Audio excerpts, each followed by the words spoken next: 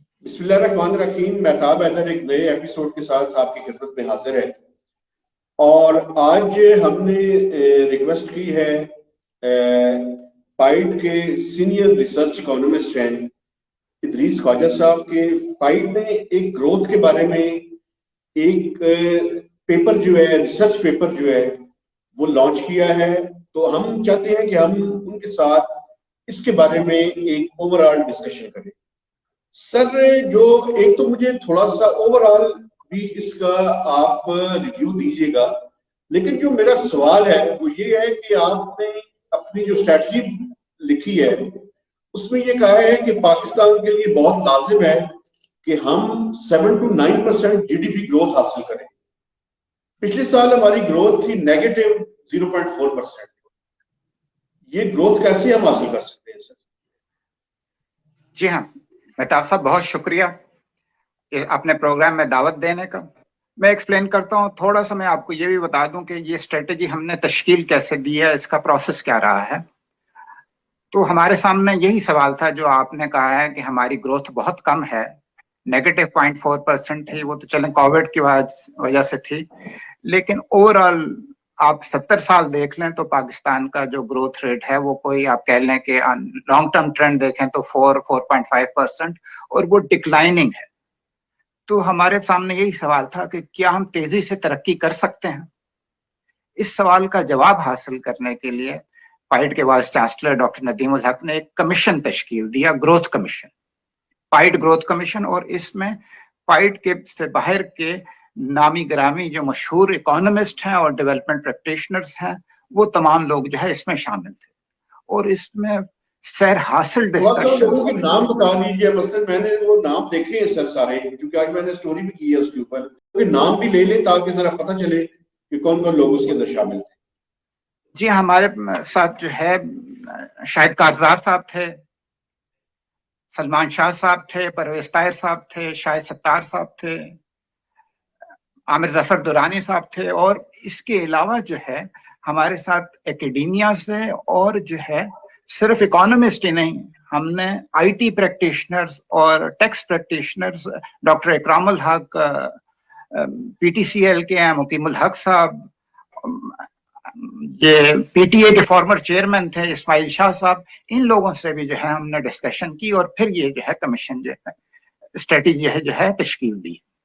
बिल्कुल ठीक है। तो अब जो है जो आपने ये बात की है, पहले इसकी तरफ आ जाते हैं और फिर मैं आपको तफसील बताता हूँ कि ये जो 7 to 9% ग्रोथ हम कह रहे हैं। देखिए ये मैं बहुत क्लियर कर दूं कि ये हम ये नहीं कह रहे, ये हम कोई रेट प्रोजेक्ट नहीं कर रहे कि पाकिस्तान इस रेट पे ग्रो करेगा, बल्कि हम ये कह रहे हैं कि ग्रोथ रेट ये होना चाहिए अगर आपको मुश्किलात से निकलना है। तो अगर आपको आपकी लेबर फोर्स जो है इंक्रीजिंग स्पीड पे जो है मार्केट में एंटर हो रही है यूथ बल्ज की वजह से, अगर इस लेबर फोर्स को एम्प्लॉयमेंट देनी है, इसको मार्केट में एब्जॉर्ब करना है, तो फिर आपको 7% से तकरीबन जो है ग्रो करना चाहिए। और आपका डेट बहुत हाई है, हमारा डेट जो है बहुत हाई है। अब देखिए, अगर एक शख्स ने कर्जा लिया हो तो उसको वापस करने के लिए क्या चाहिए होता है?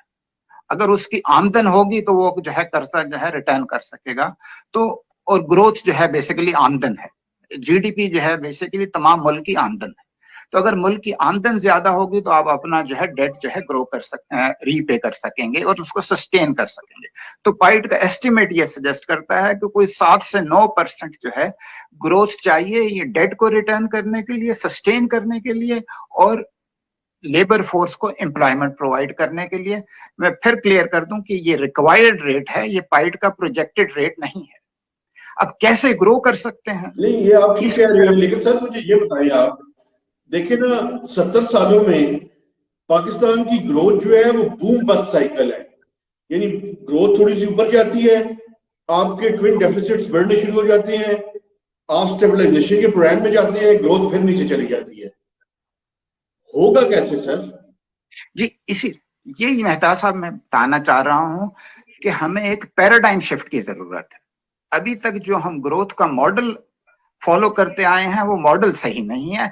मतलब वक्त के तकाजों के मुताबिक सही नहीं है। ये मॉडल जो हमने इन्वेस्टमेंट का बनाया था कि इंफ्रास्ट्रक्चर में इन्वेस्टमेंट कर दें, रोड्स बना दें, डैम्स बना दें, BRTs बना दें, ये मॉडल हमारा तकरीबन 1960 से चला आ रहा है।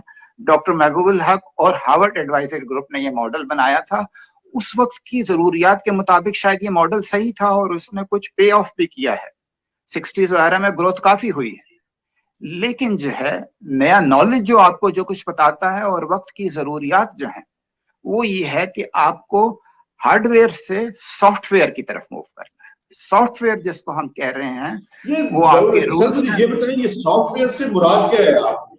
जी हाँ, सॉफ्टवेयर में बता रहा हूँ जी। सॉफ्टवेयर से मुराद जो है आपके कवानीन हैं जो कि आपकी इकोनॉमी को इन्फ्लुएंस करते हैं या GDP को या ट्रांजैक्शन को इन्फ्लुएंस करते हैं। आपके रूल्स हैं, आपके प्रोसेसेस हैं, हर इदारे के प्रोसेसेस कि मतलब जो है अगर आप CDA जाते हैं तो आपको नक्शा पास करवाने के लिए कौन से प्रोसेस से गुजरना पड़ता है। क्या वो नक्शा आपका 1 हफ्ते में पास हो जाता है या उसमें 1 साल लगता है? अगर 1 साल लगता है तो फिर हमें इस प्रोसेस को तब्दील करने की जरूरत है। तो कहने का मकसद यह है कि आपकी प्रोडक्टिविटी लो है और आपकी इन्वेस्टमेंट लो है। अगर आप सिर्फ अभी तक जो हम मॉडल चलते आए हैं कि हम इन्वेस्टमेंट बढ़ा दें, इन्वेस्टमेंट बढ़ा दें। अब ये देखिए मसलन आप स्टील मिल का केस देख लें, तो स्टील मिल को आप पैसे देते जाते हैं और वो एक समझ लें कि अंधा कुआं है, बॉटमलेस पिट है। वो पैसे जो है कहीं डूबते जाते हैं क्योंकि जो स्ट्रक्चरल रिफॉर्म्स की जरूरत है वो रिफॉर्म्स हम नहीं कर। तो जो है रिफॉर्म्स करने की जरूरत है। तमाम ऐसे कवानीन कि जो इकोनॉमी को इन्फ्लुएंस करते हैं उनको जो है बदलने की जरूरत है। अब वो कौन से कवानीन हो सकते हैं और कवानीन बनाता कौन? कवानीन हुकूमत बनाती है। तो सबसे पहले कवानीन को ठीक करने का मतलब यह है कि आपको हुकूमत को ठीक करना है। हुकूमत क्या करती है? हुकूमत जो है मतलब है कि हुकूमत में कौन है? हुकूमत में आपकी ब्यूरोक्रेसी है, हुकूमत में आपकी जो है जुडिशरी है और आपकी रेगुलेटरी बॉडीज। आप नेप्रा, ओगरा वगैरह सबको देख लें तो इनके मसाइल आप जानते ही हैं किस हद तक। तो इन सबको आपको रिफॉर्म करने की जरूरत है। रिफॉर्म और नुक्ता नजर या उसका जो आपका एम है रिफॉर्म करने का वो ये है कि प्रोडक्टिविटी इंक्रीज करना, कि जो काम हम 1 साल में कर रहे हैं, 6 महीने में कर रहे हैं, वो काम जो है दिनों और हफ्तों में हो जाए। इस पे ये तमाम रिपोर्ट जो है इस पे बेस करती है। इसके बारे में मैं आगे काफी कुछ जो है कह सकता हूँ। फिर जो है मसलन देखिए। अच्छा सर, आप देखिए ना, मैंने रिपोर्ट सारी पढ़ी है कल, अगर मुझे इजाजत दे सवाल करने की सर। देखिए मैंने रिपोर्ट सारी पढ़ी है। आपकी रिपोर्ट के अंदर एक बात मैं कम से कम तस्लीम करता हूं कि जो पाकिस्तान के इश्यूज हैं वो आपने रेड फ्लैग जरूर किए हैं, वो उठाए जरूर हैं। उसकी अब जो सोल्यूशन आपने बताया उस पर एतराज किया जा सकता है। मसलन आपने कहा है कि जो डेमोक्रेटिक प्रोसेस है, पॉलिटिकल स्टेबिलिटी जो है वो बड़ी जरूरी है। मुझे ये बताएं सर, मैं उससे पहले जरा आता हूं। ये मुझे बताएं कि ग्रोथ जो है क्या एक जो सिक्योरिटी स्टेट है उसके अंदर ग्रोथ हो सकती है या वो स्टेट के अंदर ग्रोथ हो सकती है जो वेलफेयर स्टेट हो? पहले तो मुझे ये बताएं आप। देखिए ये सिक्योरिटी स्टेट और वेलफेयर स्टेट के दरमियान में कुछ बेसिकली, यानी जिस तरह तमाम इकोनॉमीज चलती हैं उस तरह जो है इकोनॉमी को चलना चाहिए। असल चीज जो है सिक्योरिटी, असल में होता यह है कि अगर आपने रिफॉर्म्स करनी है तो कोशिश आपको ये करनी चाहिए, अगर ग्राउंड रियलिटीज पे जाना है, कि पहले छोटी रिफॉर्म्स करें। अगर आप सबसे बड़ी पे एकदम से जाने की कोशिश करेंगे तो पहले ही स्टेप पे मुश्किल में फंस जाएंगे। तो ये सिक्योरिटी स्टेट पॉलिटिकल स्टेबिलिटी की बात की है सर, पॉलिटिकल स्टेबिलिटी कैसे आएगी? नहीं, पॉलिटिकल स्टेबिलिटी नहीं। देखिए हम वो जो बात हमने डेमोक्रेसी की हुई है वो ये कह रहे हैं कि डेमोक्रेसी भी सही तरह वाली डेमोक्रेसी होनी चाहिए।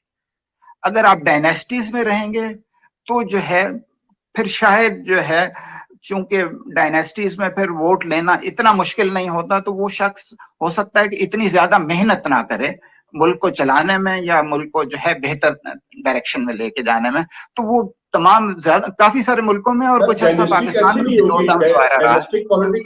डायनेस्टिक पॉलिटिक्स कैसे नहीं होगी जब इस मुल्क में जागीरदारी है, जब इस मुल्क में चंद लोग हैं जिनके पास दौलत है, चंद लोग हैं जिनके एस्टेब्लिशमेंट से तल्लुकात हो सकते हैं।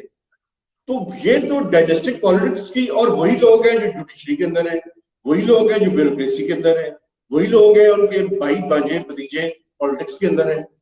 तो ये तो पूरी ओवरऑल स्ट्रक्चर का हिस्सा है सोसाइटी के। देखिए मेहताब साहब, ये जो रिफॉर्म्स है ना, ये कोई ऐसा नहीं है कि हमने 90 चीजें 90 पॉइंट्स बता दिए और उसको कोई नोटिफाई कर दे तो रिफॉर्म्स हो जाएंगे। नहीं, रिफॉर्म्स के लिए जो है कॉन्स्टिट्यूएंसी डेवलप करनी पड़ती है। इसको जो है ये हम कोई नोटिफिकेशन नहीं कर रहे, बल्कि आप समझ लें कि ये पाइट का रिसर्च एजेंडा है। इस पे रिसर्च करके हम मजीद बताते रहेंगे कि जो रियल स्टेट में क्या करना चाहिए, एग्रीकल्चर में क्या करना चाहिए, पब्लिक फाइनेंस में क्या करना चाहिए, टैक्सेशन में क्या करना चाहिए। और बार बार जैसे हम अभी रिफॉर्म्स की बात कर रहे हैं, अब हम लोग बार बार इसके बारे में, रिफॉर्म्स के बारे में बात करते रहेंगे तो इसकी एक कॉन्स्टिट्यूएंसी डेवलप होगी। और जब अवाम में डेमोक्रेसी को लाने के लिए बड़ी बुनियादी आपने बातें की हैं। मसला आपने ये कहा है कि पॉलिटिकल पार्टीज अपनी पार्टीज के अंदर इलेक्शंस करवाएं। इसके अलावा आपने क्या क्या चीजें रिकमेंड की है सर? देखिए, वो तो एक तो टर्म लिमिट्स की बात की है, मतलब ये सब डिस्कशन वाली बातें हैं। First pass the post system जो है उसको सोचा जा सकता है कि क्या ये सिस्टम ठीक है या जो है प्रोपोर्शनल रिप्रेजेंटेशन की तरफ जाना चाहिए। इस पे हम ये नहीं कह रहे कि ये कल से कर लें, इस पे डिबेट की जरूरत है कि पाकिस्तान के लिए जो है क्या बेहतर रहेगा। तो पॉलिटिकल एस्पेक्ट जो है एक एस्पेक्ट है उसके, लेकिन आप डाउन द लाइन चाहे ले जाए ना, कि मसलन आप अगर बैंक अकाउंट खोलना चाहते हैं तो जो है आपको बैंक अकाउंट खोलने के लिए जो है कितनी मुश्किलात से गुजरना पड़ता है। अब इसका जो है डेमोक्रेसी से कोई ताल्लुक नहीं है। तो हम ये कह रहे हैं कि पहले वो चीजें तो कर लें जो आसान है रिलेटिवली करने वाली, तो कुछ ग्रोथ उससे भी होगी। आप जैसे जैसे तमाम प्रोसेस को सहल बनाएंगे, लोगों के लिए आसान बनाएंगे, जिस काम में लोगों के 5 घंटे लगते हैं अगर उसमें 15 मिनट लगेंगे तो जो है वो बाकी टाइम जो है अपना कहीं और इस्तेमाल कर सकते हैं। जो काम ईमेल पे हो सकता है, अगर उस पे आप हार्ड कॉपी पे इंसिस्ट नहीं करेंगे तो हो सकता है कि वो 2 घंटे का सफर करके किसी को ना आना पड़े और उसका टाइम बच जाएगा, वो उसको कहीं और इस्तेमाल कर सकता है। प्रोडक्टिविटी इस तरह भी इंक्रीज हो सकती है अपने प्रोसेस को बेहतर करने से। लेकिन मैं असल में थोड़ा सा मैक्रो लेवल पे सर अभी डिस्कशन रखना चाहता हूँ ताकि मैक्रो लेवल से फिर हम माइक्रो पे आए। दूसरा जो आपने सबसे इंपॉर्टेंट मैं समझता हूँ सर बात की है, 2 इश्यूज के बारे में आपने, एक तो जुडिशियल रिफॉर्म्स के बारे में आपने कहा है, दूसरा सिविल सर्विस रिफॉर्म्स के बारे में कहा है। तो ये जो जजेस की अपॉइंटमेंट है, इसके बारे में जो है पाइट की रिसर्च क्या कहती है, ये किस तरह से होनी चाहिए? जजेस की अपॉइंटमेंट पे ऐसा देखें, अपॉइंटमेंट तो जो है हमने तो जो कहा है कि मेरिट पे होनी चाहिए। आपको उनका परफॉर्मेंस रिकॉर्ड जो उनके कॉलेजेस में रहा है वहां देखना चाहिए। अगर वो जजेस जो है पहले लोअर कोर्ट में काम करते रहे हैं और अब हायर कोर्ट में आ रहे हैं तो लोअर कोर्ट में उनकी परफॉर्मेंस क्या रही है, केसेस डिसाइड करने में वगैरह, इन चीजों को देख के जो है करनी चाहिए। ये जो डायरेक्ट इंडक्शन होती है इसके बारे में आप क्या कहते हैं, खासकर सुपीरियर जुडिशरी में, हाई कोर्ट लेवल पे? जी जी, उसमें देखिए होना यही चाहिए कि अगर जो है वो वकील है तो उसके केसेस की जो है रिकॉर्ड क्या है, उसने कितने केसेस जीते हैं, कितने हारे हैं, और वो किस टाइप के केसेस जो है लेते हैं। क्या वो हाई कोर्ट्स में और दूसरी कोर्ट्स में ये भी होता है कि बाज़ वक्त फ्रिवलेस केसेस, वो केस बनता ही नहीं है, बस केस का अदालत का टाइम जाया करने के लिए, काम को लटकाने के लिए जो है केस बना लिया जाता है। क्या वो वकील इस तरह के केसेस ले रहा है, क्या वो अच्छे ले रहा है, तो उसका पास्ट ट्रैक रिकॉर्ड जो है देखने की जरूरत है। दूसरा, कोर्ट्स के बारे में ये भी है कि इनकी ट्रेनिंग की बहुत ज्यादा जरूरत है और स्पेसिफिक किस्म की ट्रेनिंग की जरूरत है। खास तौर पे जो कमर्शियल मामलात हैं, जजेस उसमें ट्रेन नहीं होते, तो इनको कमर्शियल मामलात में जो बिजनेस के मामलात हैं उनमें ट्रेनिंग की जरूरत है।